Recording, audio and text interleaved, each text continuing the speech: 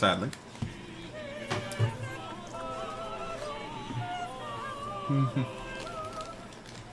She tried to kill people with potatoes. It's horrible.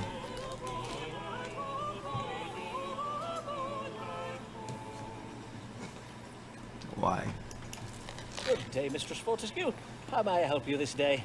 You seem a little out of breath. Aye, 'tis but my bodice. My maidservant did lace it far too tightly. Methinks she is a trifle vexed with me.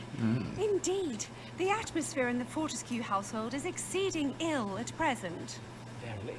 And why is that? Why is that? Someone has been stealing food from the larder in the night. This morning, 3 whole swan pies were missing. Each member of the Fortescue household suspects another. And whom do you think is the author of these thefts, madam? Well, I suspect my son Harold, as his fondness for pie is well known.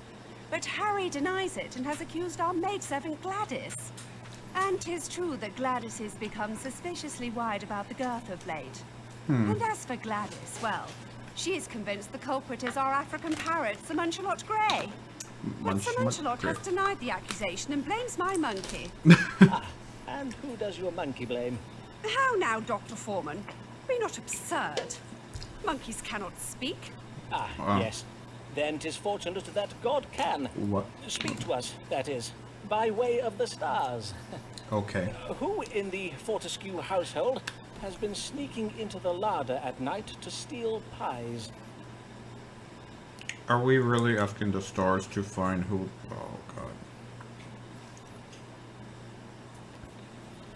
god. I am so surprised how this has turned.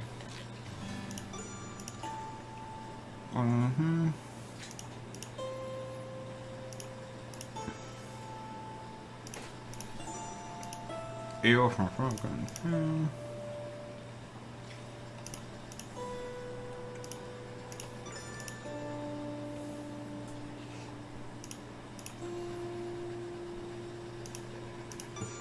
It's B. It's the monkey. Madam, you may eliminate your son from your inquiries, for according to the stars, you have educated him well, and he knows not to steal pies. Harry is innocent, is he? Then who has been eating our pies? I am afeard it is the very last individual you would suspect. An individual who is in this very room with us now. How now, Dr. Foreman? Surely you would not accuse me? Oh, nay, not you, madam. It is your monkey. What was his name again? You mean to say Sir Nanahad has been stealing our pies? Oh my days, what a naughty monkey. Yes. Quite. He is most naughty indeed, 'twould seem. It was the monkey. I must at once to him go and apologize to Sir Munchalot. I never should have doubted him. God give you good even, Dr. Foreman. Sir You have Munchalot. been a bad boy, have you not, Sir Nanahad? Who's a naughty monkey? Yes, you're the naughty monkey. Yes, you're the naughty monkey. Good even, Mistress Fortescue. I did not expect this turn of events.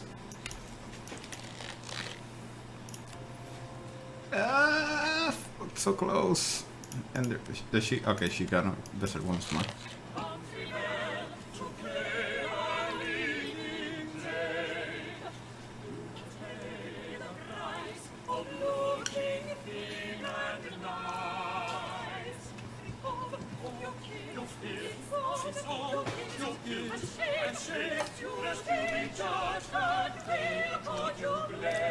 Okay. Good even, Mr. Bell. What brings you so late this evening, young sir? Have you come from the playhouse?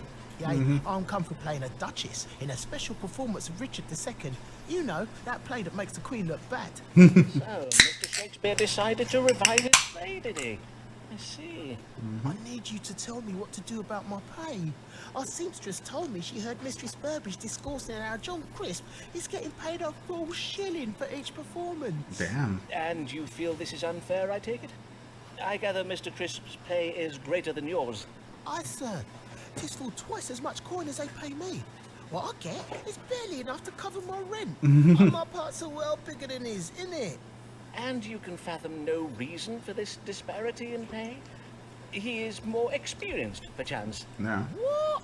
I've been on the stage since I was a boy, and John's been playing for less than a year. Nay, sir.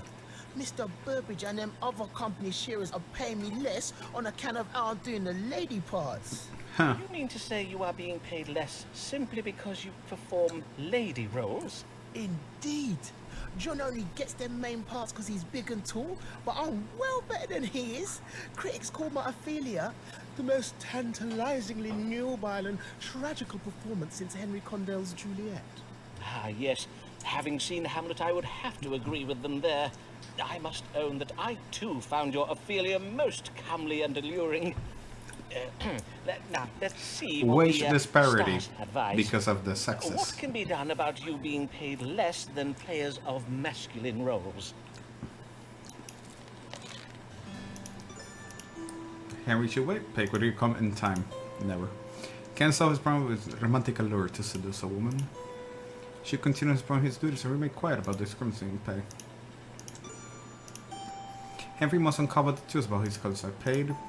Secrets are allowing employees to behave hypocritically. Employers are shrewd businessmen. Humphrey's boss will do evil to others if it means safeguarding his legacy. Humphrey's boss' wife is pregnant with a masculine child. His boss can therefore not be trusted.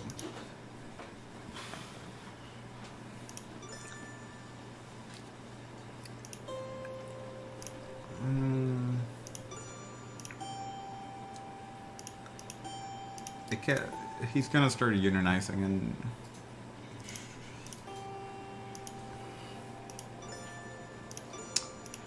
I'm just fine. Mr. Bell, though it is clear that you feel most keenly about this perceived injustice, you must not speak up about it. The stars advise that you instead take an indirect approach to the problem. To wit, you should use your seductive wiles. Seductive what? Well, you, Mr. Bell, or you are most skilled in the seductive arts, are you not? Indeed, Oh, as you God. have just now owned, your sensual charms upon the stage are well renowned. Is there perchance a woman connected with the Lord Chamberlain's men who wields influence over the running of the company? One upon whom you might ply your skills to advance your pecuniary interests? Aye, Yes. sir. That'll be Mistress Burbage. Old. What are you saying, Doc? You ain't telling me to move to Mistress Burbage? I am advising you to charm her somewhat, yes. Yes. For if you were to win her favor, perchance she might persuade her husband to raise your pay. Exactly. You are merely to flirt with her, nothing more. Must I verily though? I will not lie. That sounds well unsavory. I know. Mayhap, mayhap. Though I do hear tell that young players are oft obliged to make certain sacrifices for the sake of their professional advancement. Yea, well, even if that be true, 'tis no less vexing. But I suppose I shall have to go butter up Mistress Burbage to see if that will get beaten up by my landlady, innit? This is a horrible guy. Hear ye, hear ye! Earl of Essex, foiled in Queen, kidnapper, take shocker! Okay. Biggest treason failed since Babington plot! Hear ye! That went just fine. Robert Deverell, Earl of Essex, has been arrested for plotting to kidnap the Queen and install himself as protector of the realm. Deverell is reported to have bribed a company of players to stage a revival of William Shakespeare King Richard II, as this place invites treasonous comparison between the weak and incompetent King Richard and our present sovereign Queen Elizabeth. It was Deverell's intention to use it to rouse an angry mob and lead them to the gates of Kensington Palace. Failing to muster sufficient support from the Lord Populin, however, Deverell was compelled to return home to the Essex house where he was arrested.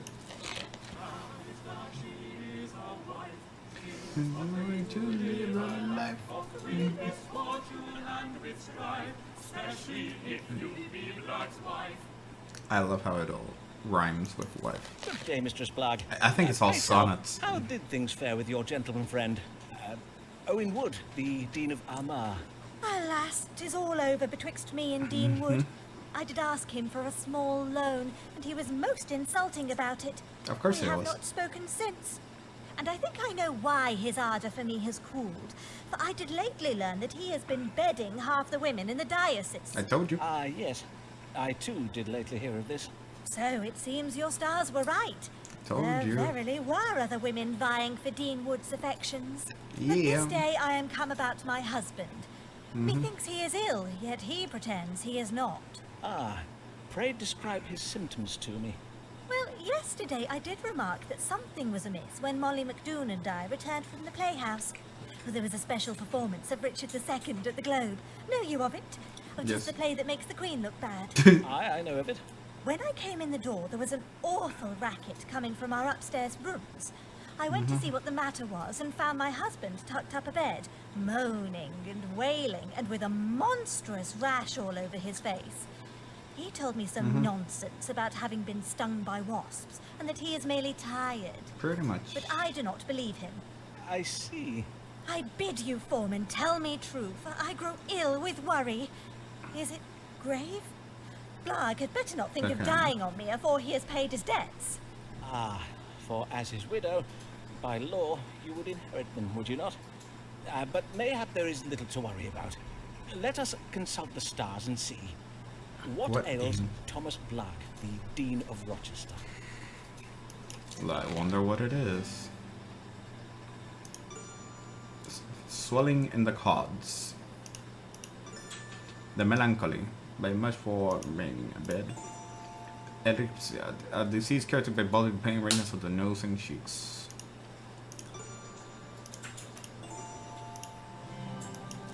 Alas, I am afeard your husband is ill with a disease known as erysipelas.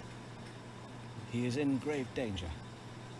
Indeed, his case is advanced and beyond treatment. There is nothing to be done now, but prepare yourself for his death, Mistress Blarg. Madam? Alice? Come, Alice. I will find you a chair. Nay, I must not tarry. I Okay. am meeting Mistress McDoon at the Bear for a quiet one. Ooh. Good day, Foreman. But Alice...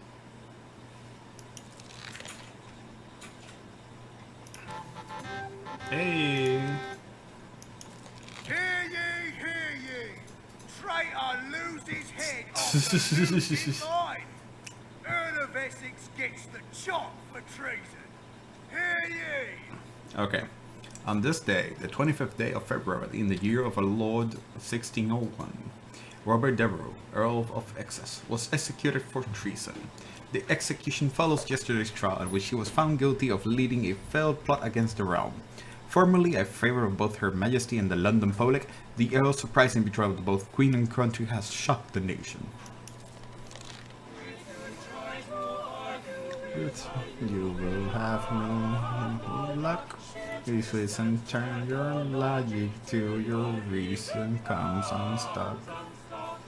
Since it's marry all you like, you wanna give you a fa la la la la la la la. She will not give a fa la la la la la. Well met, Mistress Payne. How fare you this day? Why is she still? Most well indeed, sir, for I am just come from taking my niece on an outing to Tower Hill. 'Twas to see the execution of the traitor Robert Devereux. Ah, yes, Lord Devereux. What a tragic end to a promising career.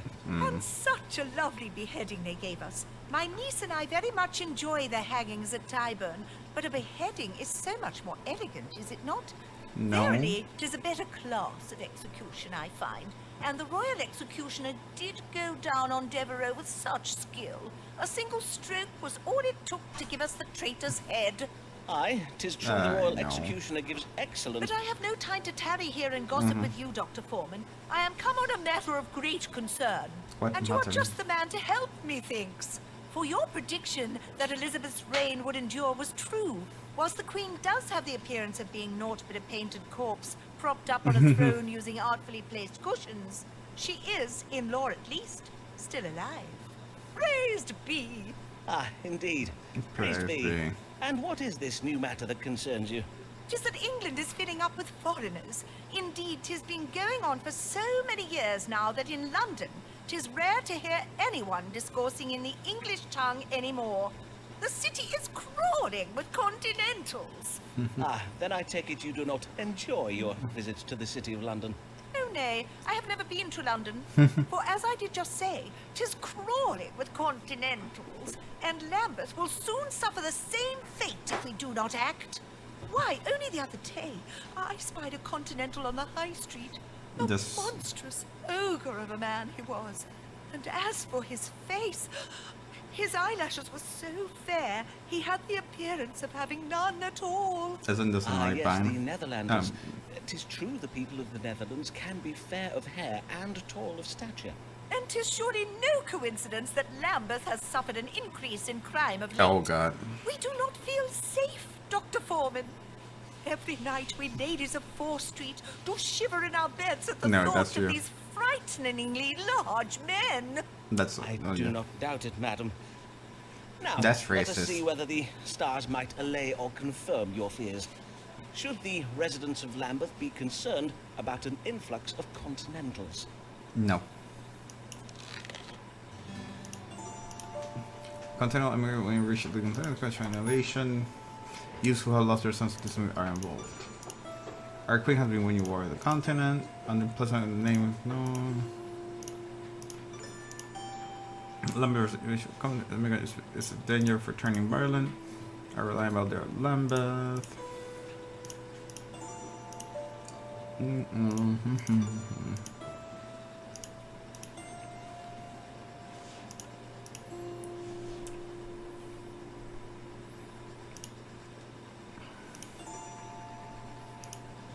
I am not gonna.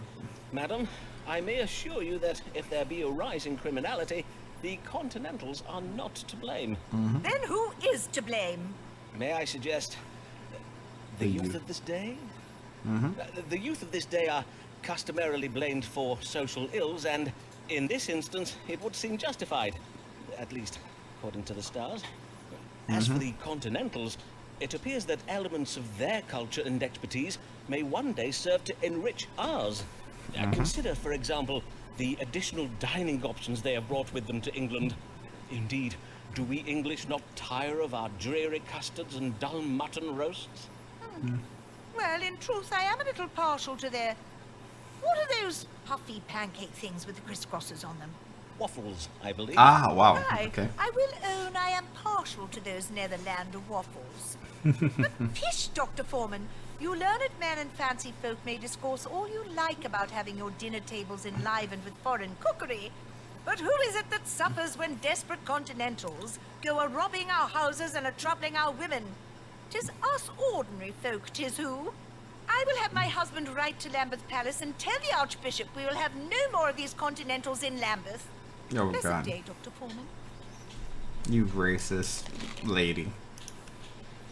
I dislike you. Hear ye, hear ye! Dean of Rochester Cathedral dies. New dean pledges to refurnish empty cathedral. Hear ye! Okay. So local residents were saddened by the tidings of the death of Thomas Blake, Dean of Rochester Cathedral. He leaves behind a wife, Alice Blake, and children John, Thomas, Cornwallis, Edmund, Nicholas, and Francis.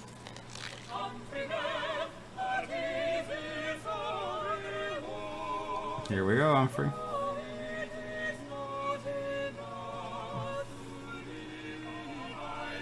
Should have told him to expose the thing because it would work better. We drew and zoom.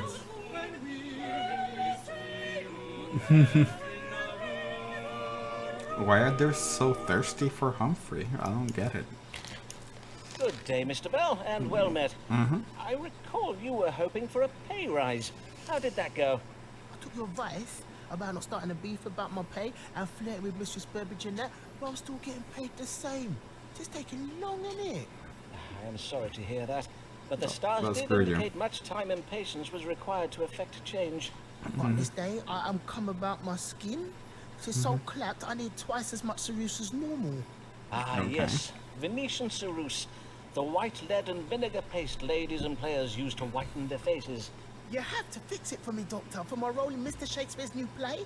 I'm to play a lady who disguises herself as a lawyer. A lady cunningly disguised as a lawyer? Okay. Forsooth, how original. But I see not why you need worry over your complexion. Having a sound grasp of Latin and a talent for eloquence are the usual qualifications of a legal advocate, are they not? Is Exactly. it verily necessary for this lawyer to have beauty as well? Well, Mr. Burbage seems to think so. These are enlightened times, and we must have confidence in our audience that they will accept, even welcome, the notion of a lady of learning, as long as she be lovely enough to lie with. I see. And 'tis true your skin is looking a little less than lovely at present. Let us see if we may find a remedy for it in the stars. What is the matter with Humphrey Bell's face, and what may be done to He's improve sick. its appearance? He's probably sick, but let's see. Suffer from melancholy, a condition that can make the skin appear pale in appearance and reduce faith from imagining of the mind. Is trouble with ugliness. Thank you, Aries. Humphrey suffered from dispersation of the liver, caused by some kind of poison.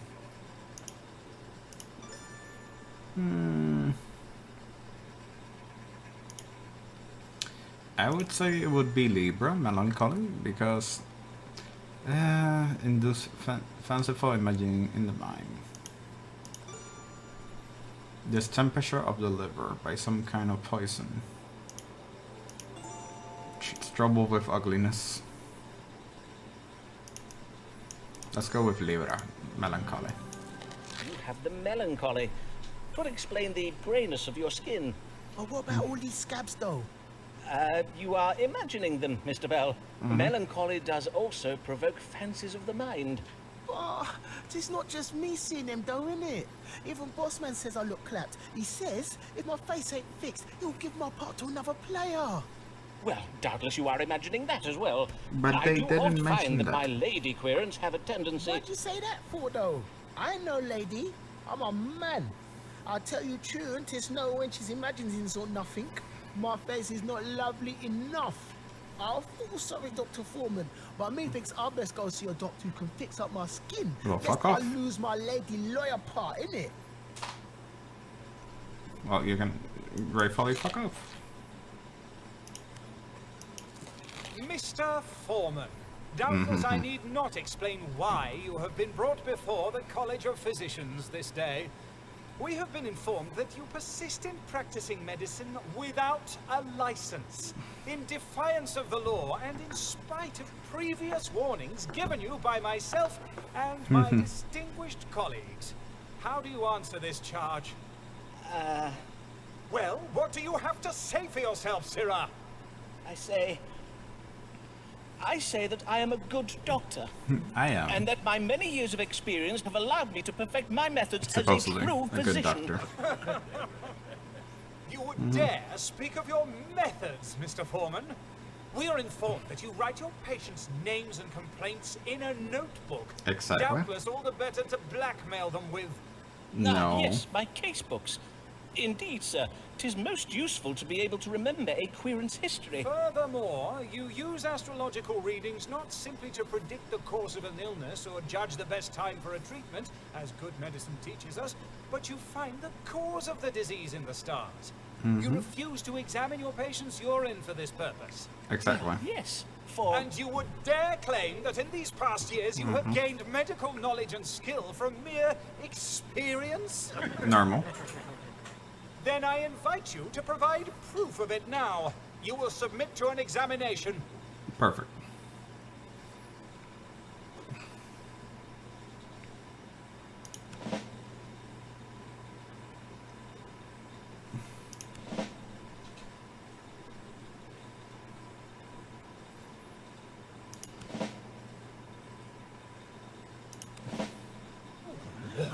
Silence! Simon Foreman, it is clear to me the answers you have just given were not your own, and that they were provided to you this day by some unnatural means. Such foul trickery and dark magic will not be tolerated within Always. these walls. Dark magic. Remove this charlatan, this carnival quack from my sight. What, again? I demand to speak with my legal counsel. You will regret this. Uf, pues hay gente que ha muerto, gente que han vivido, creando que Shakespeare haga sus cosas, ha pasado de todo un poco. Entonces, okay, un momentito. Sir, it was with shock and distress that my dear husband Lancelot and I did learn of your current situation. But worry not, Dr. Foreman, for now you'll be free from the jail this very day. When I remind Lancelot of how well you have served him over the years, he did not hesitate in beating his father, Sir Alfred Moore, to exert his influence on behalf. But Sir Alfred does warn that the College of Physicians cannot be obstructed for long, and you will also procure a medical license, your current and most insured friend, Emma Moore. No. Las estrellas nos han guiado para poder informarle a las personas que van a morir porque tienen unas condiciones que no se aprueban. Pero durante todo este proceso también estamos luchando con diferentes pacientes, ayudándolos a que puedan sobrevivir y puedan estar con la bendición de la estrella y poder guiarlos hacia donde está cool. O sea, I've been enjoying it so far. Y entonces pues hasta se le murió la pareja ahora y está en deuda.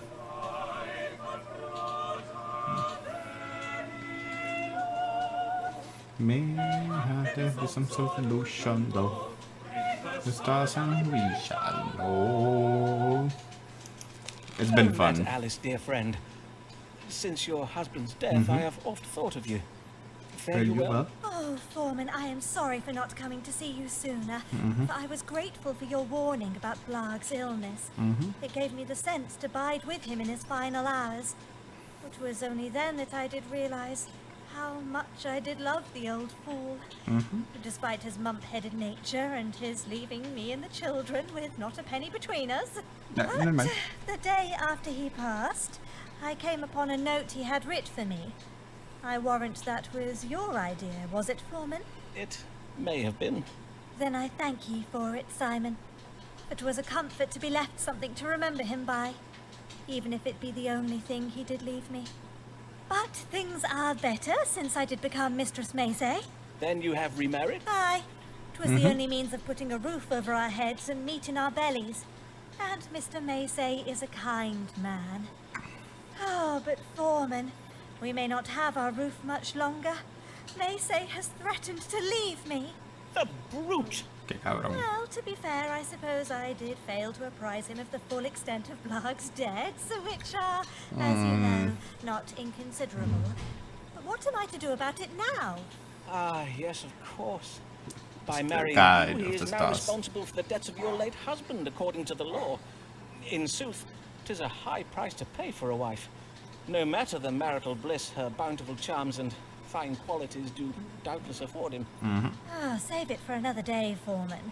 'Tis not your chub-brained flattery I am come for. 'Tis your counsel. Then let us see if the stars may offer a solution. How may Alice Maysay prevent her husband petitioning for a divorce? We do not know. Let's see the stars. Maysay makes it feel nervous about being burdened with too much big death, and you told us how as a result. Family trip might turn things around. God is punishing the deceased Thomas Blake by using evil scenes upon the widows. Thomas Blake legacy the death of Bernie is a widow with. No, yep. A family trip. You have little hope of calming your new husband's feelings about your late husband's debts. But the stars suggest that your family might go abroad, and thus put yourself out of the reach of Blarg's creditors. Exacto. You must do this without delay. Go abroad? You mean where foreigners live? Exactly. Aye. My chart also suggests that you find some creative solution to ensure your husband's cooperation in such a project. Has he ever expressed an interest in the New World colonies? Or perchance you might suggest an extended tour of Roman antiquities? Nay, but I will put my mind to it. Good luck. But if we do go abroad, this is doubtless the last time I shall ever see you, Foreman. Okay.